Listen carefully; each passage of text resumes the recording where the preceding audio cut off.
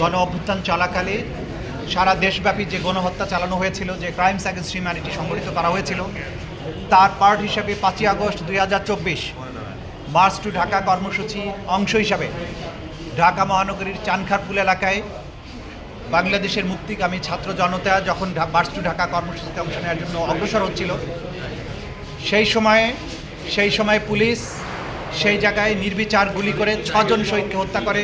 তার মধ্যে শহীদ শাহরিয়ার খান, আনাস, জুনায়েদ সহ 6 জন শহীদ সেখানে আত্মোৎসর্গ করেছিলেন। এই ঘটনার মামলা হয়েছিল। কমান্ড রেসপন্সিবিলিটিতে শেখ হাসিনা, আসাদুজ্জামান খান কামাল এবং আইজিপি আব্দুল্লাহ আল মামুনের শাস্তি হয়েছে আগে। বাকি অংশে যারা গ্রাউন্ডে কাজ করেছিল তাদের বিচারের জন্য আজকে এই মামলাটি ছিল। সেই মামলাতে আজকে আদালত যেটা বলেছেন যে এই অপরাধীদের বিরুদ্ধে অপরাধ প্রমাণ হয়েছে, তারা ক্রাইমস অ্যাগেন্স্ট হিউম্যানিটি করেছেন, সেইটা প্রমাণিত হয়েছে। সাজা দেওয়ার ব্যাপারে 3 জনকে মৃত্যুদণ্ড দিয়েছেন।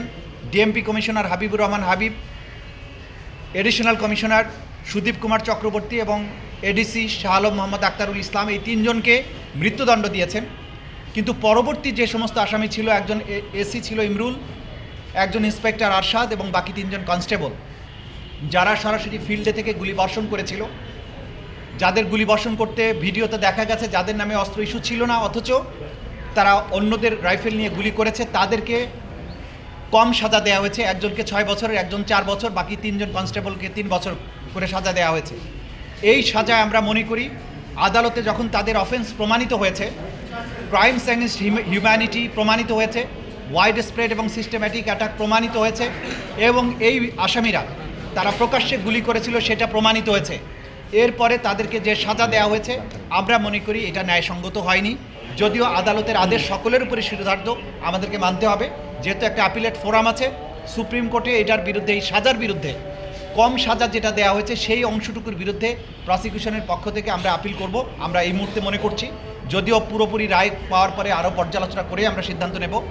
আমি মনে করি জুলাই অভ্যুত্থানে যেভাবে আমাদের তরতাজা তরুণীরা জীবন দিয়েছেন এবং যারা সরাসরি এখানে গুলিবর্ষণ করেছে তাদের অপরাধ প্রমাণিত হওয়ার পরে সাজা অল্প হওয়াটা এটা ন্যায় বিচারের সাথে সঙ্গতিপূর্ণ নয় বলে আমরা মনে করছি।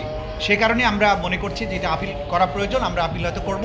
কিন্তু বাকি 3 জনকে যে মৃত্যুদণ্ড দেওয়া আছে যেটা যথার্থ হয়েছে বলে মনে করি, এবং আগেও শেখ হাসিনা, আসাদুজ্জামান খান কামালকেও মৃত্যুদণ্ড দেওয়া আছে, সেটাও যথার্থ বলে আমরা মনে করেছি।